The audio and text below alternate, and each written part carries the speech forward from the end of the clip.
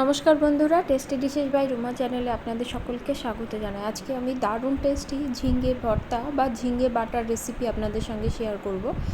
এই রেসিপি এতটাই টেস্টি হয়, শুধুমাত্র একটি পদ দিয়ে কিন্তু পুরো ভাত খাওয়া হয়ে যাবে।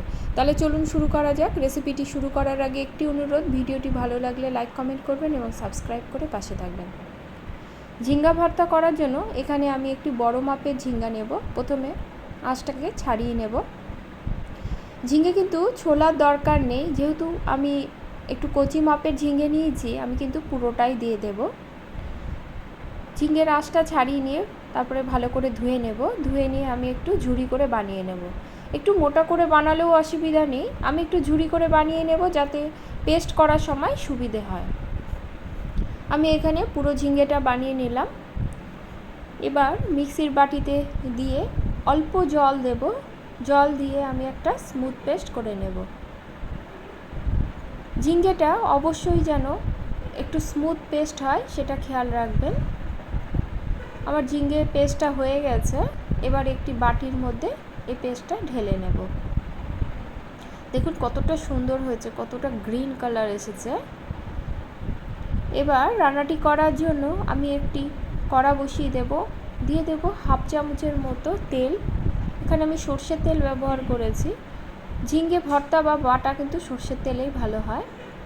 এবার ওই তেলেই দিয়ে দেব একটি মাঝারি মাপের পেঁয়াজ, যেটা আমি ঝুরি করে বানিয়ে নিয়েছিলাম। দিয়ে দেব 8 থেকে 10টা রসুন, 2 টুকরো আদা, ঝালের জন্য 3টে কাঁচা লঙ্কা। ঝালটা কিন্তু আপনারা আপনাদের টেস্ট অনুসারে যোগ করবেন। সব কিছু দিয়ে মিনিট 2-এর মতো আমি একটু ভাজা ভাজা করে নেব। 2 থেকে 3 মিনিট পরে দেখুন পেঁয়াজ, রসুন, আদার কালারটা কিন্তু অনেকটাই পাল্টে গেছে। এবার এর মধ্যে বেশ কিছু মশলা দেব। দিয়ে দেব ছোটো চামচের হাফ চামচ মৌরি, আর দেব কালো জিরে। সব কিছু দিয়ে আরও মিনিট 2 ভালো করে আমি ভেজে নেব। মৌরি দেওয়ার জন্য কিন্তু একটা সুগন্ধ আপনার রান্নাঘরে বের হবে। মিনিট 2 পরে আমি এতে অল্প পরিমাণে জল দেব। এতে কিন্তু পেঁয়াজগুলো সুন্দরভাবে সেদ্ধ হয়ে যাবে, আর পেঁয়াজ, রসুন, আদার যে কাঁচা গন্ধটা থাকে সেটাও কিন্তু চলে যাবে। জলটা শুকিয়ে যাওয়া পর্যন্ত রান্না করব। জলটা কিন্তু আমি ধীরে ধীরেই শুকিয়েছি। এবার ঠান্ডা করে নিয়ে পেস্ট করে নেব। কড়াটা পরিষ্কার করে নিয়ে তাতে আমি দিয়ে দেব আর একটু সর্ষের তেল। এই রান্নাটিতে তেলের পরিমাণটা একটু বেশি হয়। ফোড়নে একটা শুকনো লঙ্কা দিয়ে দেব। এবার আমি যে ঝিঙ্গেটা পেস্ট করে রেখেছিলাম সেটা আমি দিয়ে দেব। ঝিঙ্গেটা দিয়ে কিন্তু অনবরত নাড়তে হবে। গ্যাসের ফ্লেম মিডিয়াম টু লোতে আছে আমার। ঝিঙ্গেটা দিয়ে 2 থেকে 3 মিনিট হয়ে গেছে। দেখুন অনেকটাই কিন্তু ঘন হয়ে এসেছে। আমি যে পরিমাণ পাতলা করে ঝিঙ্গে পেস্টটা করেছিলাম অতটা জল কিন্তু এখন নেই। এবার আমি দিয়ে দেব পেঁয়াজ, রসুন, আদার যে মশলাটা আমি করেছিলাম সেটা দিয়ে আমি আরও ভালো করে কিছুক্ষণ কষিয়ে নেব। মোটামুটি 5 মিনিটের মতো আমি কষিয়ে নিয়েছি। জলটা কিন্তু অনেকটাই কমে এসেছে।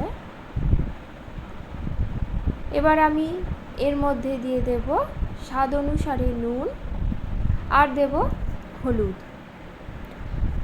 আপনারা ঝিঙ্গের পরিমাণ অনুসারে নুন এবং হলুদের পরিমাণটা যোগ করবেন। আমার এখানে কিন্তু 2 জন লোকের মাপ অনুসারেই আমি ঝিঙ্গেটা দিয়েছি, সেই হিসাবে কিন্তু নুন হলুদটা আমি যোগ করছি। নুন হলুদ দিয়ে আরও কিছুক্ষণ আমি কষিয়ে নেব, যতক্ষণ না ঝিঙ্গেটা একদম শুকনো হয়ে আসছে।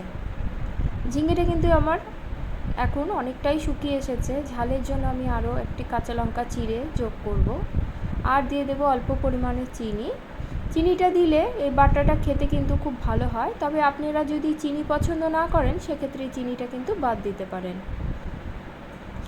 এইভাবে যদি ঝিঙে ভর্তাটা বা বাটাটা করেন, এই একটি মাত্র পদ দিয়ে কিন্তু পুরো ভাত খাওয়া হয়ে যাবে। এবং আপনি যদি না বলেন তাহলে কিন্তু কেউ বুঝতেই পারবে না যে এটা কি খাচ্ছে। ঝিঙেটা কিন্তু বেশ শুকনো হয়ে গেছে, কড়া থেকে ছেড়ে আসছে। এই পর্যায়ে আমি এতে 1 চামচ কাঁচা সর্ষের তেল যোগ করব। তেলটা দেবার আগে গ্যাসের ফ্লেমটা কিন্তু আমি অফ করে দেব। তেলটা দিয়ে ভালো করে মিশিয়ে নেব।